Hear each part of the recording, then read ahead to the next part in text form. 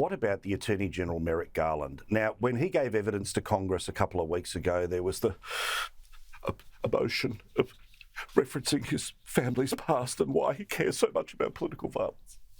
And then he sits down for an interview on 60 Minutes and then just spontaneously, there's a moment where he starts getting a bit emotional.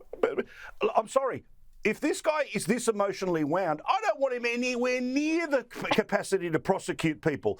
He thinks this creates sympathy. I think it's disqualifying. We all have a good cry every now and then, but not on television about our actual responsibilities that have the power to put people in jail, or more importantly, in Hunter's case, not in jail. American people must protect each other.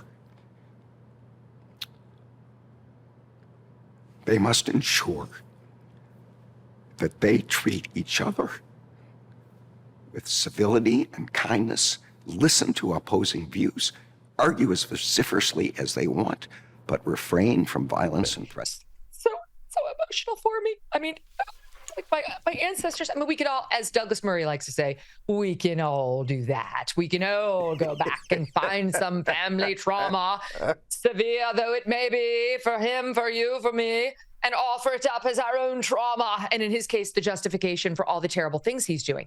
But the stuff about that interview that really stuck in my craw, that really, really bothered me. So I wrote it down because it's worth remembering.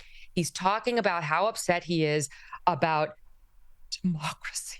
Scott Pelley, the 60 Minutes anchor, is talking about he's upset. If he seems upset, he is, because he has witnessed how suddenly democracy can be threatened in Oklahoma City, in Washington, D.C. Oklahoma City was a disgusting terrorist bombing that happened many, many years ago here in the United States. It killed 168 people. It was a domestic terrorist, Timothy McVeigh. That democracy was not threatened. It was a terrible attack.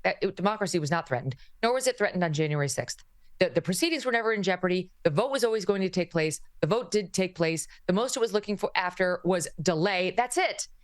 Like these Democrats, like Scott Pelley and Merrick Garland, wanted to blow it up into something much more scary and catastrophic for the United States than it was. I'm not defending what happened on J 6th. I'm just saying they always do this. And then there's Merrick Garland actually saying, trying to lecture us.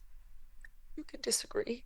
Americans you can disagree, but just maintain civility and kindness. What you may not do is threaten. You may not threaten people. Oh, really? Where were you when we saw the Supreme Court justices who are getting ready to overturn Roe versus Wade before the final opinion came out, marching out in front of their homes in violation of a federal statute? You are nowhere to be found. You were not interested, Attorney General Garland. You couldn't have cared less about those threats. But on the other hand, when parents had the temerity to say, you know what, enough with the mandated masks in school of our 3-year-olds, and we're not going to mandatorily vaccinate our toddlers for you, and we're sick of all these overreaches and shutting down the schools, and they show up at the school board meetings, and you and your FBI called them domestic terrorists, that was fine. That, I guess, according to Merrick Garland, is the kind of civility and kindness he would like us to engage in.